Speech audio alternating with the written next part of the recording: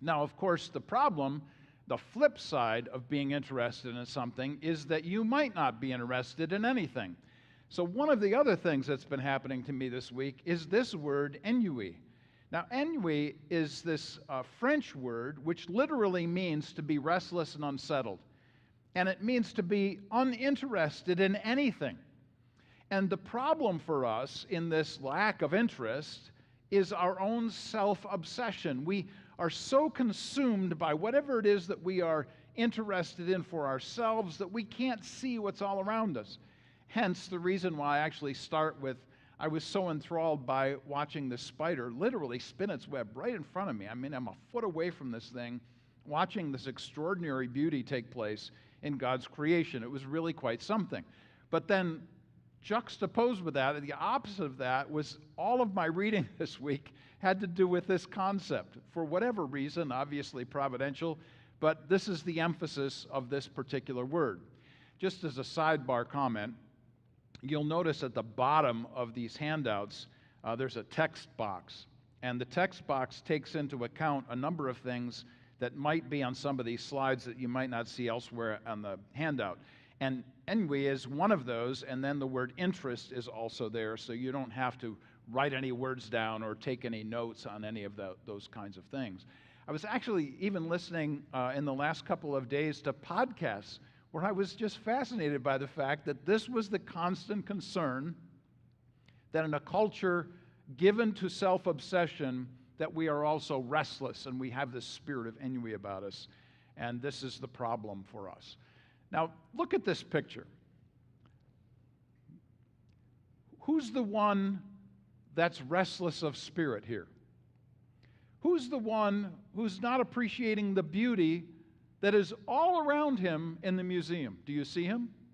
Do you see him sitting there? Do you see his total lack of interest? And I can just picture this little cartoonish comment going through his mind. I wish I had my video games, that kind of thing.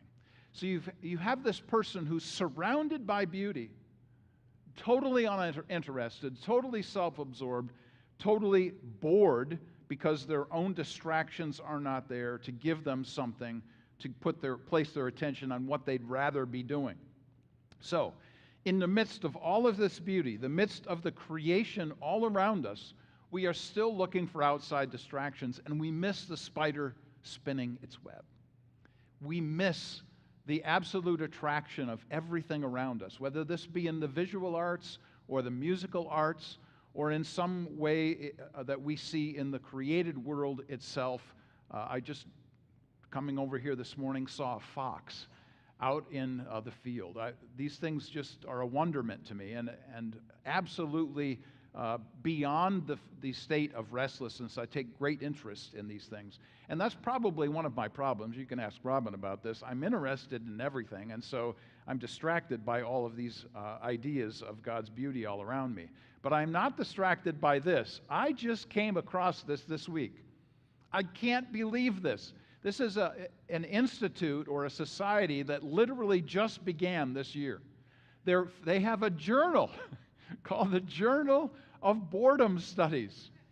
Now, beyond the fact that, there's the problem of boredom here, I just want you to notice how, I teach English, among many other things, but I teach English. Notice how many times the word boredom is in the description of boredom. You don't define the word with the word. Please, thank you very much. All right, I got that off my chest now. Everybody's heard that. Here it is. I couldn't believe this society exists. And then I went to their first journal. Oh my. There were so many things I wanted to say about this first journal, and I wanted to bring some of these things forward, but I thought, if I say that, I'll be in trouble. If I say that, I'll be in trouble. So my whole point in emphasizing this is we're not bored in God's creation. I mean, how could we be with all of the beauty all around us? So I also ran across this fascinating bit of study this week. This is from Jack Panksepp, who's a neuroscientist. So that means that somebody who studies the brain and thinks about how those studies actually impact our lives. Check this out. This was from his study. He said the most enjoyable human focus is seeking and working towards satisfaction, the pursuit of an interest. Fascinating that that word pops up again. Working towards satisfaction, toward an interest. This is the ultimate of human desires, is toward these ideas. Now, just pause, stop to consider. Some of you have been in church for a very long time. There might be some thought in your mind about, gee, haven't I seen that somewhere before? Now, just before I go to the next slide, let me just say this. All these folks who are earning PhDs, all these folks doing scientific studies, especially in the realms of psychology and sociology, I want to yell and say, have you read the Bible? Because it's right there, man. It always reminds me of the time when I was watching this PBS documentary, and they were going on and on about how every 7 years, it's a good idea to let your land lay fallow. And the commentator said, over the last 100 years, it has been discovered. And I'm yelling at the television set, it's thousands of years old. Do some research. Sorry, was I too excited about that? I get exercise. This is the kind of thing, these kinds of statements show up in the Bible. See? Look at this. Seek. Did you know? Just go back here. The most enjoyable human focus is seeking. Check this out. Seek first the kingdom. And then the next one from Proverbs, I love those who love me, and those who seek me diligently find me. So, have you been seeking lately? Have you been finding the satisfaction that is necessarily coming from a transcendent point of view? That ultimately is what this neuroscientist is telling us in his research, and is already in the scriptures. We shouldn't be surprised. And as I think about the book of Proverbs here, and this is Proverbs chapter 8, so beginning in Proverbs 8:12 through the end of the chapter, this is wisdom's personification. That is, wisdom is being presented as a person, as a real being, and wisdom is speaking in this passage. Wisdom is embedded in God's world. I talk about this all the time. Wisdom being embedded in God's world. There are principles of God's handiwork all about us, and we can see it for what it is. Scripture helps us to interpret this. But Proverbs 8 is wisdom telling us this. God, in his wisdom, has given us wisdom. Gee, does this vaguely remind us anything in Second Testament teaching? I hope it does. The book of Colossians calls Jesus wisdom. So could this be the second person of the Trinity incarnate in the First Testament? Oh, yeah. Sure. We'll talk about that sometime. Seek me diligently. Should we be surprised at this statement that the most enjoyable human focus is seeking? No, because Scripture teaches us that this is something that we should be engaged in. So here's a practical example of this. Let me introduce to you Trevor, or should I say little Trevor, because when Trevor wrote to me the story I'm about to tell you, he talked about himself as Big Trevor and Little Trevor, according to his 3-year-old daughter. So when Trevor took my MA class, one of the books that I had them read in this MA class was The Intellectual Life. Now, The Intellectual Life was written by a French Catholic in the 1920s. And Trevor told me through this long message that he sent me, he said, I didn't know if I was going to be able to sustain being in this course with you. I didn't think anything good was going to come of reading somebody that was French. I didn't think anything good was going to come from something from the 1920s. But, of course, I chose the book because I do believe this book to be the most practical book on the intellectual life. If you really want to practice the focus of being an intellectual, buy this book, read this book. It is simple, clear, plain stuff. So, when I met Trevor, Trevor did not look like this. Trevor was 40 pounds heavier. This book transformed how he thought about his own diet and exercise. Because he realized that if he was going to pursue the intellect as God had given him this opportunity, he needed to care for his body. It's part of what the book talks about. And that's why his daughter, at 3 years of age, could refer to him as Big Daddy and Little Daddy. When he lost weight, he was Little Daddy.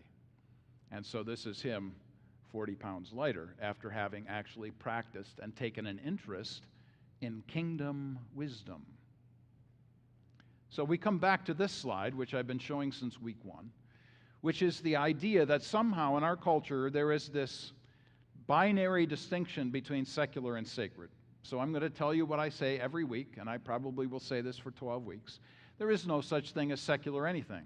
There is no secular music, there is no secular movie, and there is no secular chemistry nor physics. Everything is God's, therefore everything is sacred. He is the originator of all things, and He is the sustainer of them, and He will culminate them, bring them together as an end in all things as well. Our view is a cohesive wholeness view, that we see all things from this perspective. I'm going to go back to a slide that I used back in 2017. This is when I was teaching First Testament overview, and this was actually from episode 8 when we talked about the book of Genesis. And I want you to notice this again, and this is my best opportunity to show my artwork, which is absolutely nil. And so no art teacher need ever be concerned that they would lose their job when I'm around. Notice the tree bears fruit, all of these areas of intellectual interest, human life, history, evil, death, and so on.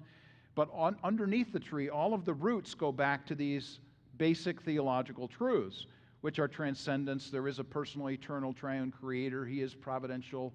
He is the one who is granting his world beneficence. Everything begins in Genesis. So what we're about to do is give a 30,000-foot flyover of why the creation is the workplace and why we should take an interest in it.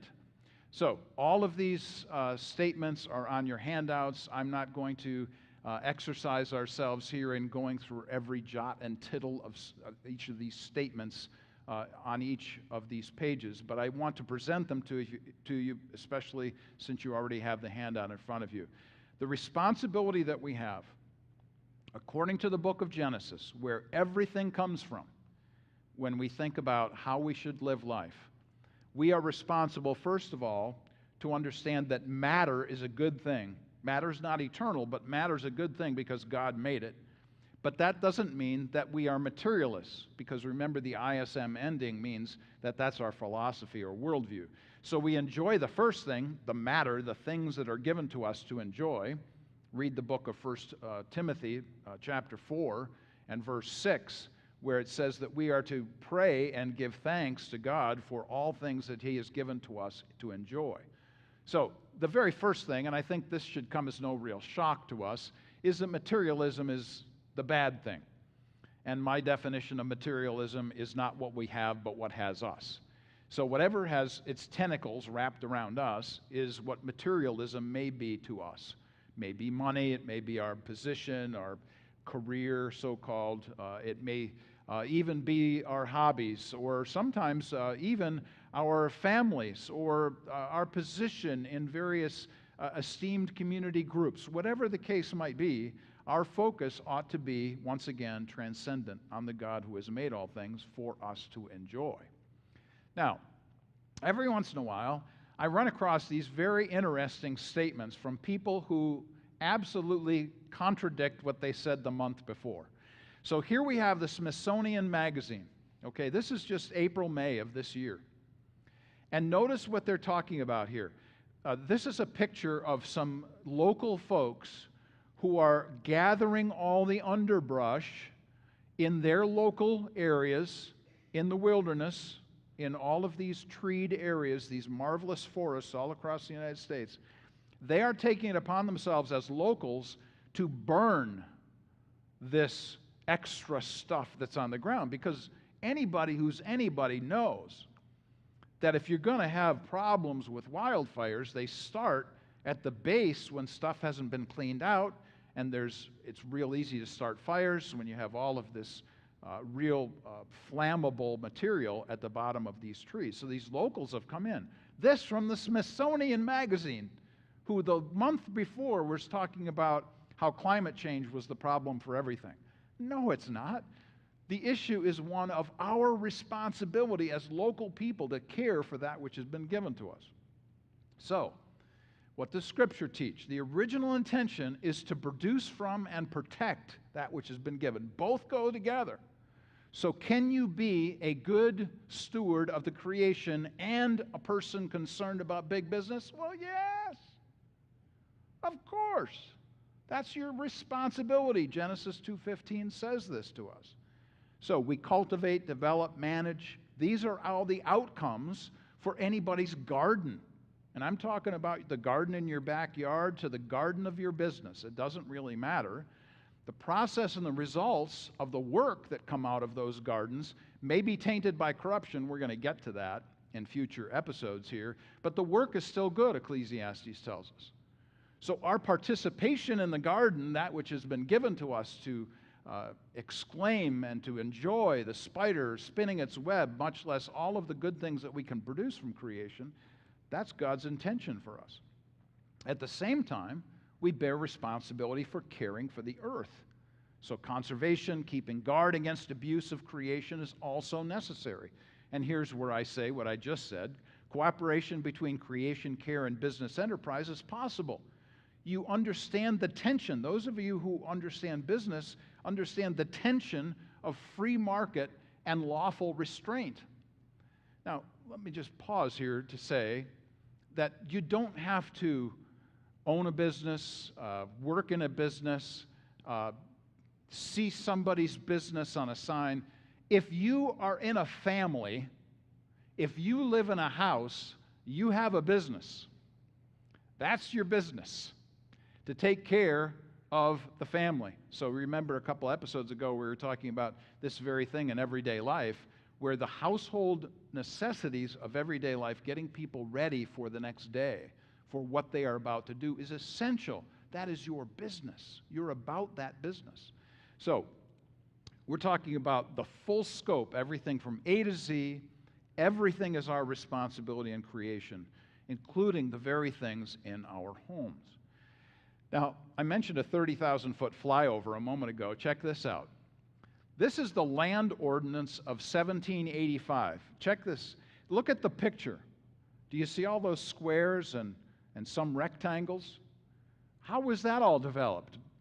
By Thomas Jefferson in 1785. He did this in something called the Public Land Survey System, where he organized everything into mile square plots, and then that would be as easy as possible to sell those plots or people to access them and actually participate in the creation that God had made. So I show this picture of this high view of creation because somebody's managing this land, and it's manageable, and that's our responsibility to do that, to actually exercise ourselves in these places. So you'll notice in Genesis 2:19 and 20, for instance, this again, prior to sin, God says that people in a place are responsible for it. Whatever your place is in this life, you bear responsibility for it. And that's a good thing. Because at some point, we're going to skip over the corruption by sin issue for just a moment because we have to elucidate this idea. This responsibility of life includes the fact that because of sin and because things have all been messed up since Genesis 3, there's going to come a day when the whole world's going to be renovated. Read 2 Peter chapter 3. The whole world's going to be renovated. Doesn't mean there's going to be a brand new earth or a brand new moon, as if we've got to take the one that is and then replace it with something else. No, it's renovation. Think HGTV at this point. We're talking about renovating that which God has already given to us. So, the idea of our place and the responsibility in it even forecasts something yet to come. But before then, and until that time, God has given us a rhythm of life. That's another one of the outlines here on your page. Notice all of the ways in which Genesis tells us about the rhythmic nature, the cadence of everyday life. In Genesis 1:11, there's sprouting vegetation. In 1:20, teeming, swarming creatures. In Genesis 1:11 and many other places, it's the emphasis of species, so something after its kind. And my favorite word in this whole grouping of words is the word separated, which literally in Hebrew means designed for a place. It has a specific purpose. So as you consider the rhythm of life, that things are doing this over and over again, consider this example, that every plant has its own DNA genetic code. And that genetic code, if you take the seed of that plant and replant that seed, will bring up the same kind of plant that you have just enjoyed eating. I think these are radish plants, for instance. So if you take the radish seeds and plant them again, guess what? You're going to get radishes, not turnips, radishes. So it's important for us to recognize that even in the seed generation of God, in the way that He's embedded His wisdom in the world, He has made His creation to literally replicate itself. These are exciting things to consider, that we have a God who has established this kind of generative process. Now, as soon as I say all these lovely things about planting, I'm going to show you a picture of a mosquito. And I have to explain something that happened this summer to part of our family, our daughter and her family. We're down in Florida on holiday. And in Florida, they have had real problems with mosquitoes. And Chelsea recounts the idea and actually showed us on these Marco Polos of kids with just huge welts of mosquito bites, because they had gone through this place that was kind of a standing fern area, real tall vegetation. And as they were going through, they were literally swarmed by mosquitoes. And Chelsea said these were not small mosquitoes. These were huge Floridians. I mean, big mosquitoes.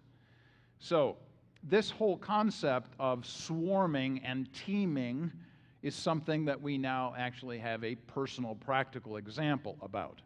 You could actually apply this to the teeming and swarming of salmon going upstream, just as much as you might about the awfulness of being chased by mosquitoes.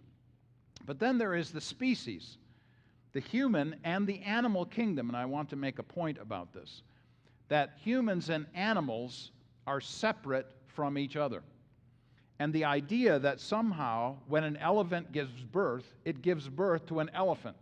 When a human gives birth, it gives birth to a human. Now, that seems just so obvious and plain, but I have to say it in a culture that desperately thinks in an anti-creational point of view, whether it be about the identification of who they might be biologically, or about those people who say, well, this is just a clump of cells until that being comes out of the womb. And even then, if we listen to philosophers like Peter Singer, we need to give that 1 year after they're out of the womb to say whether or not they should continue to exist. I mean, this is anathema when it comes to an understanding of Scripture. And I tell my colleagues, and I tell people on the campus at IUPUI, I will always state vociferously, that means with great force, that I am two things. I am pro-freedom and I am pro-life, without apology, that we would kill our own offspring. This is a fascinating idea. When Ronald Reagan was president, he went to his advisors, his economic advisors, and he said, tell me about the need for, the sustaining need for Social Security into the future. And so his economists got together and they put together all their graphs and charts and numbers and quantitative analysis. And they come away and they said, well, we have to have this kind of growth rate. And Reagan said, then I am going to apply this also to the abortion issue, because if we continue to abort our children, we literally will take out the economic underpinning from our own culture and society going forward. Now, Ronald Reagan was pro-life, but he was also trying to make an approach to a culture that was a materialistic culture. To say to the materialists, look, you are so consumed by economics, You're so consumed by finances, so consumed by money. Let me tell you how you are cutting off your nose to spite your face. You are taking your legs out from under you. You are aborting the very future of your own Social Security system. Now, for those of you who know about the awful place that we are in, just generally as a culture financially, but much less the Social Security system, all of these things ring very true to us. So, Social Security and the insolvency and the killing of our children, it is absolutely true and something that is going to continue to decimate us unless there is a revival on the scale of the Assyrian revival in the book of Jonah. All right, to my favorite word in this passage, which is the word separated. It means appointed places. Notice where all of this shows up. It doesn't matter if you live on a farm, if you live in a city, if you live in a seaport, if you live in the woods.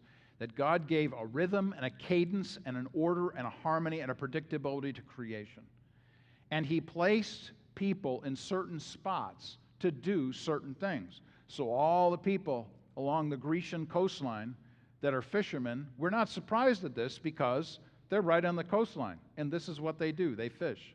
For the people that are in the interior United States, what do? They hunt wildlife. Why do they do that? Because that's where the wildlife are.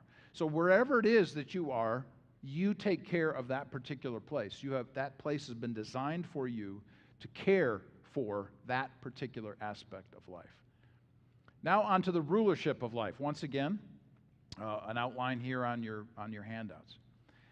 Notice what God has given to us. He's given to us the responsibility of creation. He is the artist. He's made it. He regulates it. He separated it. I just mentioned that. He organized it. God called, again, in the book of Genesis, chapter 1. He saw, over and over and over again, God saw that it was good and appreciated. This "it was good" is an important concept here. Now, let me just pause to make this point once again, going back to that Smithsonian Magazine comment a few slides back. I was listening to National Public Radio this week, or I should say I was actually reading some of their work. I don't listen to it anymore. I have to go to the dentist after I listen to NPR because I grind my teeth too much. So I'm reading this, and NPR is talking about how the government has a policy to their approach to wildfire is to let the forest burn.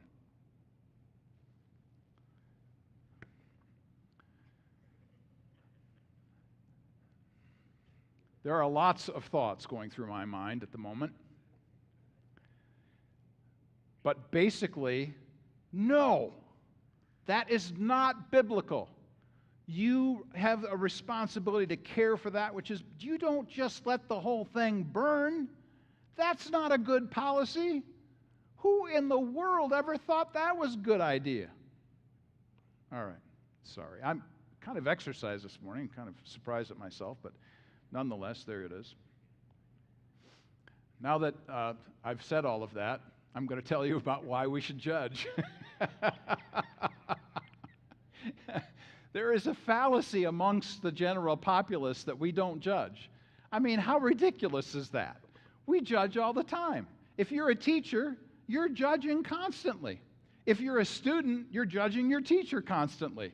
If you are in any kind of arrangement of any kind of relationship at all, anywhere, you are judging. Why? By the way, whether or not you actually say that to the person that you're with or not, that's a different story. But nonetheless, you're still judging. Now, we have a Truth in Two on judging, and I'll be happy to share that with you. Send me an email, and I'll send you the link to this thing. But honestly, it's just a ridiculous idea that I don't judge. Come on. Seriously? God evaluates, so do we. Let's get over that. So, let's get back to beauty and to aesthetics. So let's go to the back of the handout.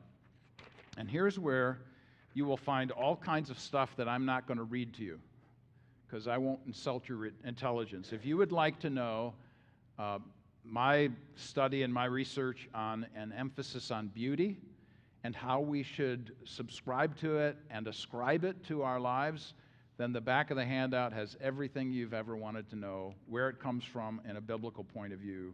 Have at it.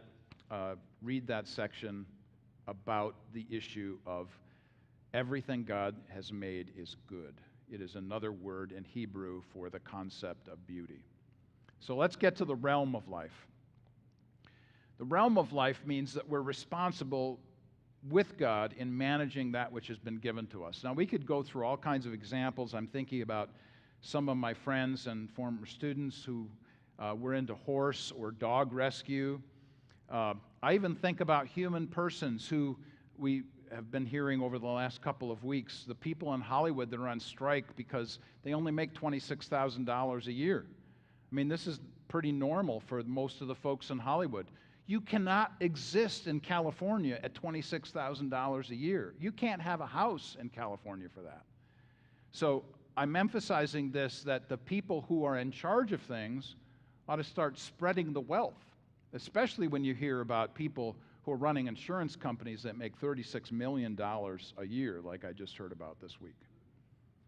Or let me be more positive and emphasize an interior design architect. Actually, one of my former students, his name's Steve Weber.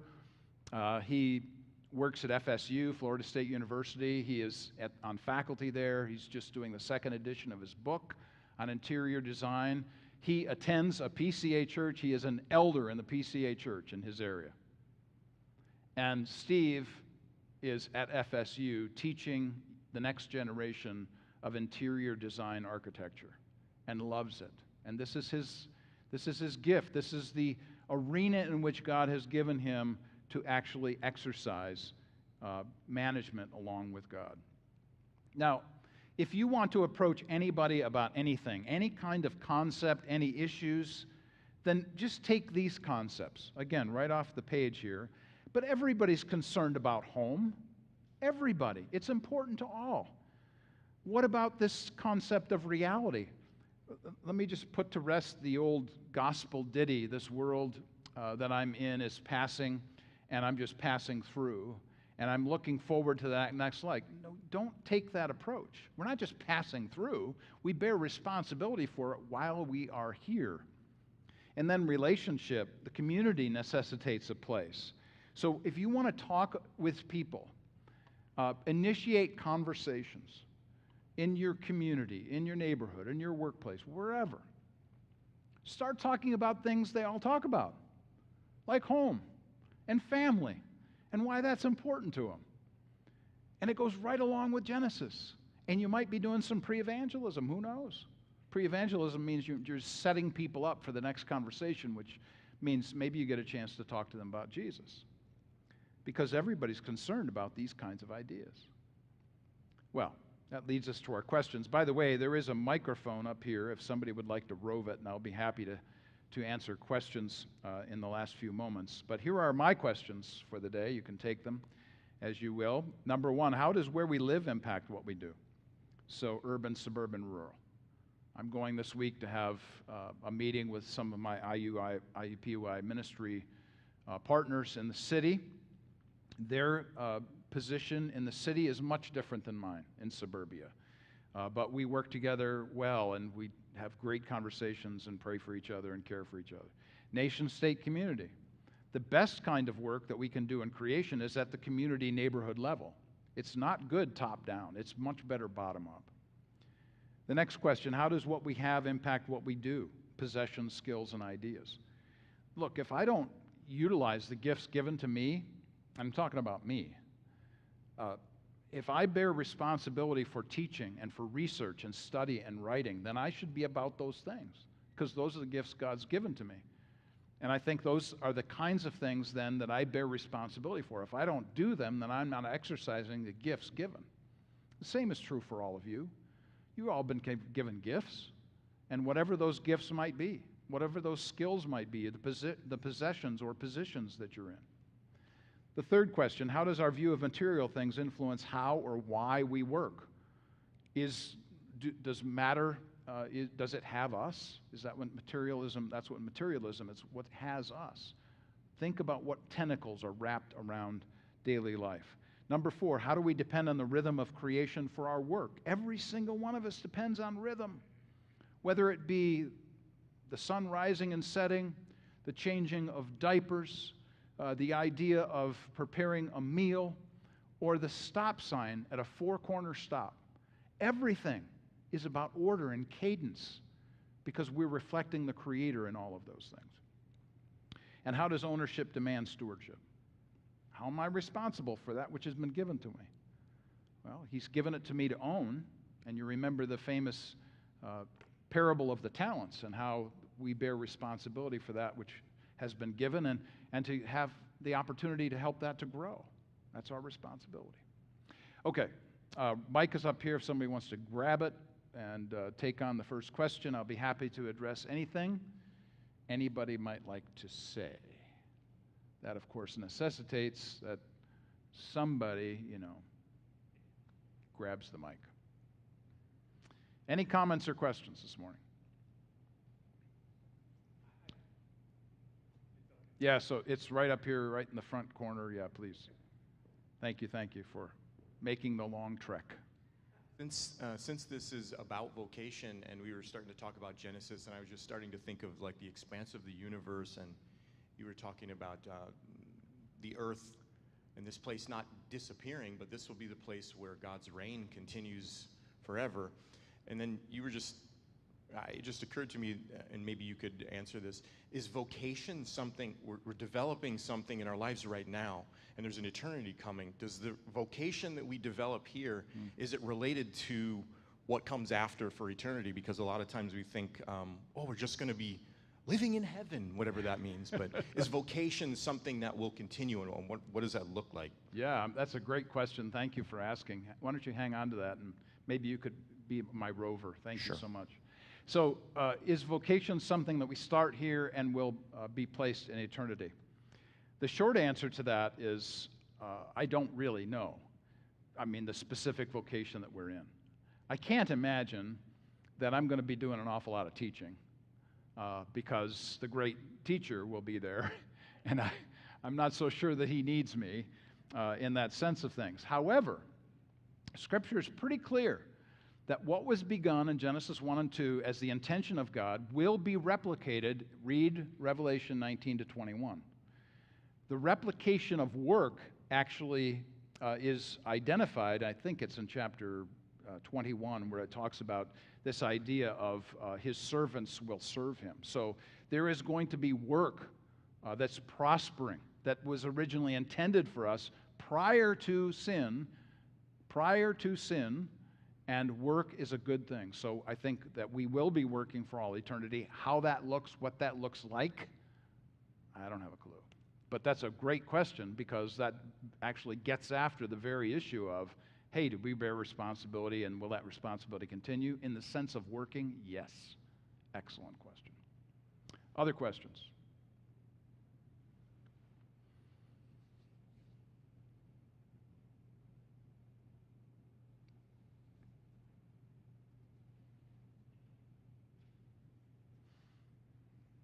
You know that in educational philosophy they tell us you have to wait 30 seconds. Do you know how long 30 seconds is? And by the way, like I tell my students, if there's a question that's going on in class, do not take this opportunity to scratch your head because I will call on you. The hand going up. Yeah. Anybody, any questions? All right. Thank you very much for being here this week. Looking forward to next and the opportunity to talk more about these things, and thank you for your question. Blessings, peace. Have a great week.